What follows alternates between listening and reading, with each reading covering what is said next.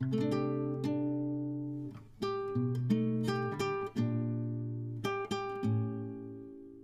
sebuah kedai kopi kecil di sudut kota Bandung, suara rintik hujan dan denting sendok menjadi latar belakang pertemuan mereka. Senja itu, aroma kopi Arabica bercampur dengan aroma parfum Pamila milik Laras, parfum yang selalu membuat Danu merasa pulang. Namun hari ini, pulang terasa sangat jauh. Danu menatap pantulan dirinya di permukaan kopi hitam yang sudah mendingin. Di hadapannya, Laras terus memutar-mutar cincin perak di jari manisnya. Gerakan itu gelisah, sebuah tanda yang Danu hafal di luar kepala. Dan suara Laras pecah, nyaris berbisik. Aku nggak bisa nolak tawaran beasiswa ke Jerman itu lagi. Ini kesempatan sekali seumur hidup. Danu tersenyum, meski sudut matanya terasa panas. Bulan-bulan pertama adalah maraton panggilan video. Mereka merayakan keberhasilan kecil lewat layar ponsel. Laras dengan nilai ujiannya, Danu dengan promosi di kantornya. Perbedaan waktu 6 jam sempat terasa seperti tantangan yang romantis. Namun, perlahan kenyataan mulai mengambil alih. Pesan yang hanya dibalas dengan emoji, panggilan telepon yang berakhir dengan hening yang panjang. Laras yang mulai menceritakan teman-teman barunya, dunia barunya, dan hidup yang tak lagi melibatkan Danu di dalamnya. Puncaknya adalah sebuah email singkat di suatu pagi yang mendung. Laras memutuskan untuk menetap di sana setelah studinya selesai. Dia menemukan tempat di mana dia merasa benar-benar hidup.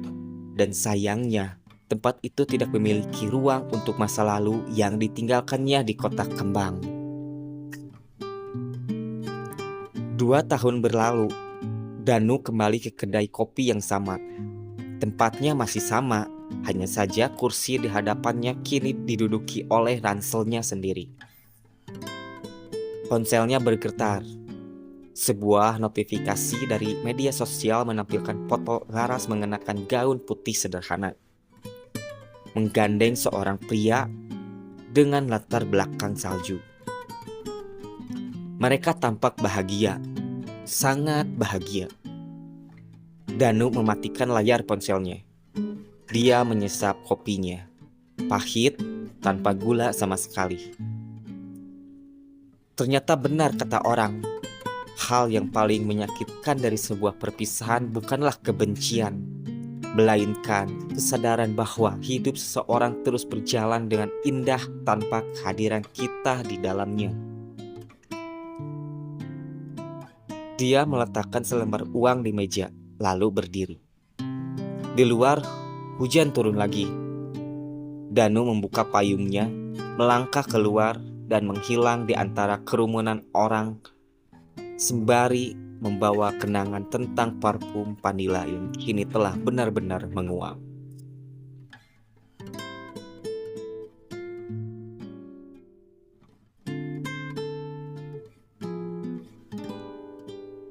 Dua tahun setelah kepergian itu, suara bising bendara Berlin menjadi musik latar bagi kehidupan baru Laras. Dia telah mendapatkan semua yang dia mimpikan.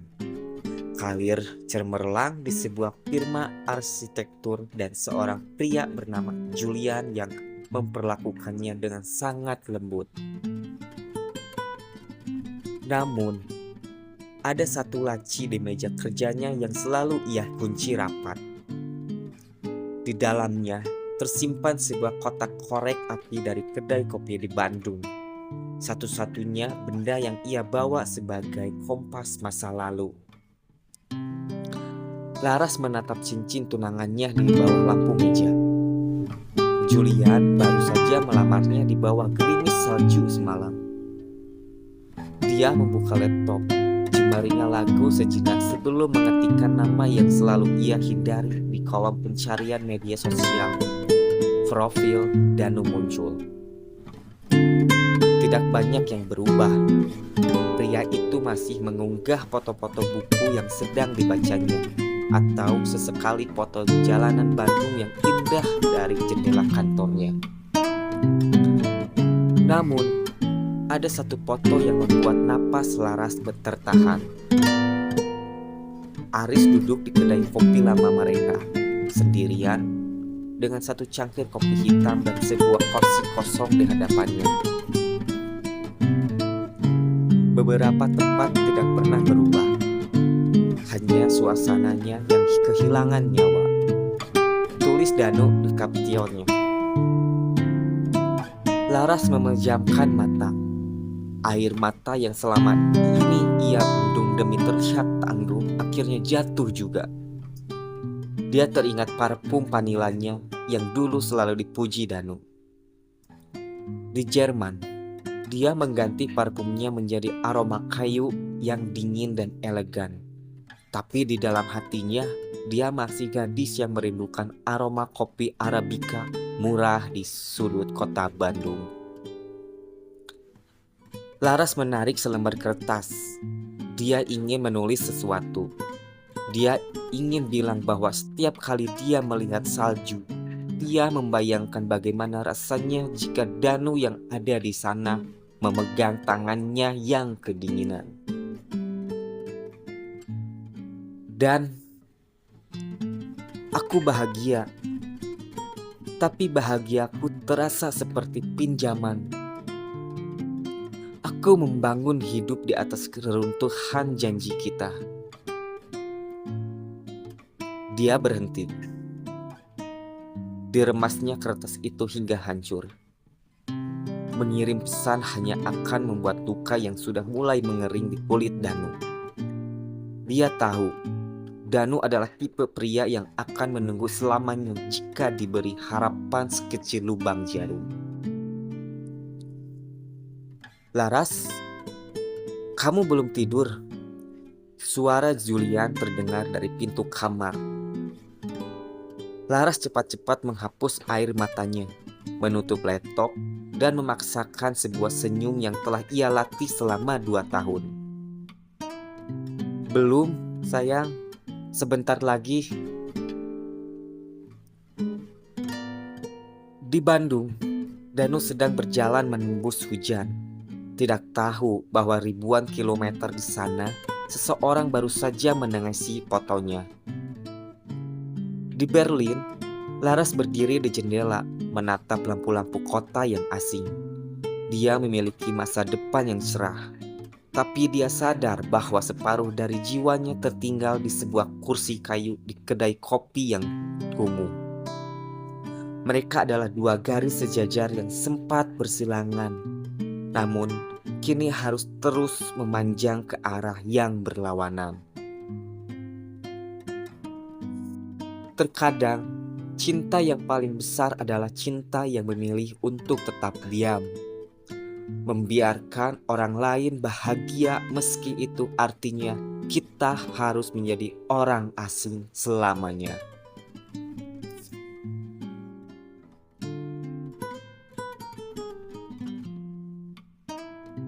Lima tahun berlalu sejak pertemuan terakhir di kedai kopi itu.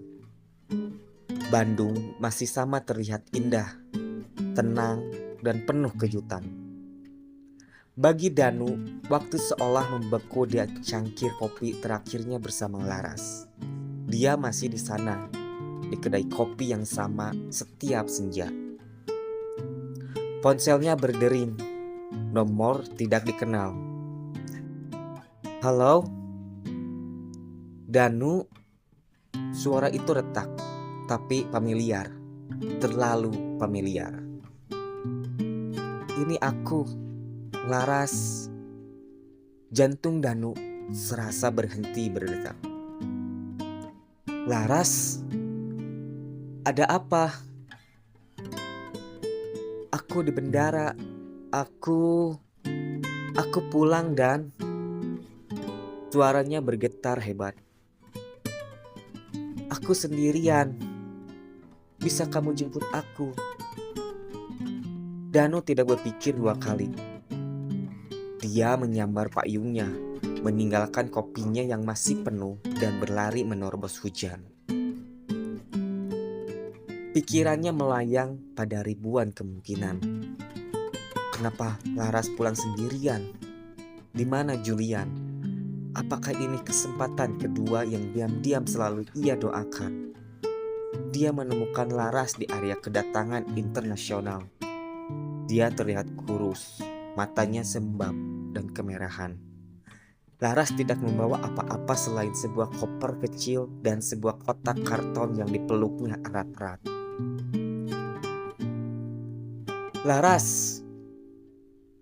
Laras menoleh, dan saat dia melihat Danu, dia runtuh. Dia menjatuhkan kopernya dan menangis terseduh-seduh di pelukan Danu. Aroma vanila yang samar kembali menusuk hidung Danu, membangkitkan ribuan kenangan.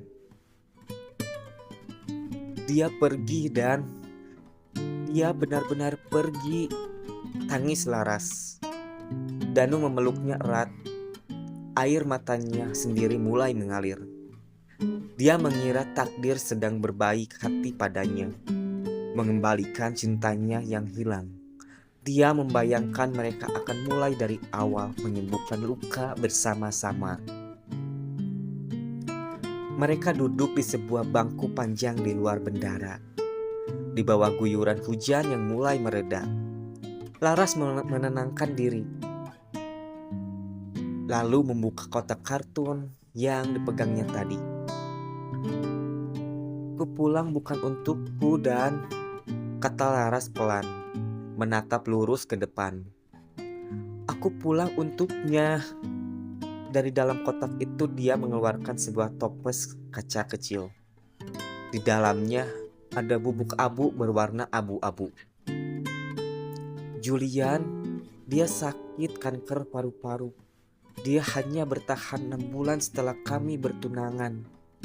Laras tersenyum pahit. "Salah satu permintaan terakhirnya adalah agar aku pulang ke Indonesia. Dia tahu hatiku tidak pernah benar-benar ada di Jerman. Dia bilang dia tidak ingin aku selamanya meminjam kebahagiaan." Laras menatap Danu, matanya kosong. Dia ingin abunya dilarung di laut Indonesia, laut yang selalu aku ceritakan padanya. Dunia Danu runtuh untuk kedua kalinya. Kali ini lebih hancur dari sebelumnya. Dia tidak mengembalikan cintanya. Dia kembali hanya untuk menguburkan cinta yang lain di tanah kelahirannya. Dia kembali bukan untuk pulang ke pelukan Danu, melainkan untuk melepaskan sisa-sisa kebahagiaan yang pernah dimilikinya. Danu hanya bisa menatap toples di tangan Laras, menyadari bahwa harapan sekecil lubang jarum yang pernah dimilikinya baru saja tertutup rapat-rapat oleh debu keabuan.